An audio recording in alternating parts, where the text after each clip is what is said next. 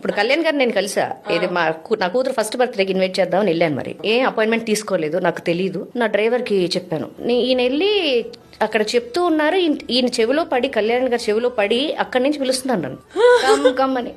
అది కూడా ఈ డ్రైవర్ని పరిగెత్తుకు వెళ్ళి నేను నడిచి రాకూడదని 1/2 కిలోమీటర్ కూడా మా డ్రైవర్ని పరిగెత్తుకు వచ్చి ఏమైంది అంటే, పిలుస్తున్నారు మేడం, తిడుతున్నారు, ఆవిడ వస్తే ఎంతసేపు ఆవిడ ఎందుకు కూర్చోబెట్టారని తిడుతున్నారు అని. వెళ్ళాము. ఒక 15 to 20 minutes నేను వెళ్ళిన వెంటనే పాపం ఉన్న వాళ్ళందరూ కొంచెం దూరం వెళ్ళారు, ఏదో మాట్లాడుకుంటామని. He was talking about all the things that what happened in గోకులంలో సీత మూవీ. ఆ టైంలో ఆ సాంగ్స్ గురించి, మా అన్నయ్య గురించి, మా నాన్న గురించి, మా అమ్మ గురించి, మా అన్నయ్య చేసే బిజినెస్ గురించి, నా హస్బెండ్ గురించి అన్ని కూడా అంత ఇదిగా. అప్పుడు గోకులంలో సీత చేస్తున్నప్పుడు అసలు హాయ్ హలో బాయ్ తప్ప ఒక్క మాట మాట్లాడేవారు కదా ఆయన. ఆయన పని ఆయన చూసుకుని వస్తారు, గుడ్ మార్నింగ్ అంటారు, వెళ్ళేటప్పుడు బాయ్ అంటారు, అది దగ్గర ఉంటే. లేకపోతే లేదు, చాలా very shy, very down to earth. చాలా అమ్మాయిలతో త్వరగా ఆయన మింగిల్ అవ్వలేదు ఆ టైంలో. అలాంటిది ఆయన ఇంత మాట్లాడుతుంటే అప్పుడు అనిపించింది, yes he's talking now, he's opening up now.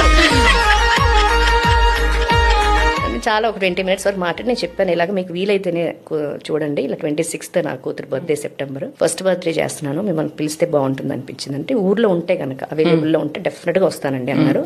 ఆయన లేచి కార్ దాకా వచ్చి నన్ను సాగనంపారు. దట్ ఈస్ వాట్ కళ్యాణ్ గారు అనిపించింది.